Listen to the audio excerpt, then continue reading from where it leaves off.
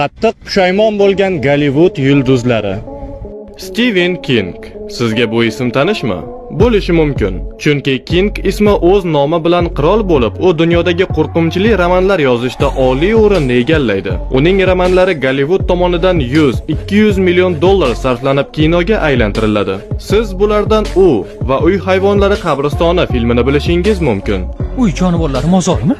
Gap shundaki, Stephen King o'tgan yili chiqarilgan kam kassalik film Minora filmi ssenariysini boshqalardan avval o'ylab topa olmagani uchun qattiq afsuslanganini aytib o'tgan. Kingning aytishicha, u film jasur, hayratlanarli va telbalarcha qo'rqinchli deb hisoblagan va shunday g'oyani birinchi bo'lib u o'ylab topmaganidan qattiq afsuslanganini tan olgan. Minora filmining bosh qahramonlari ikki do'st va ekstremal o'yinni sevuvchilar. Becky va Hunter birgalikda Qo'shma Shtatlardagi eng baland inshoot 629 metr balandlikdagi B-67 teleradio minorasini zabt etishga qaror qilishadi. Ammo cho'qqiga chiqishgach fojiaga aylanadi. Film chindan ham juda qamrovli. Men unga 100 dan 99 ball qo'ygan bo'lardim. Agarda sizga ham ushbu film qiziqarli bo'lgan bo'lsa, bizning Telegram kanalimiz orqali o'zbek tilida tomosha qiling. Silka profil yuzida.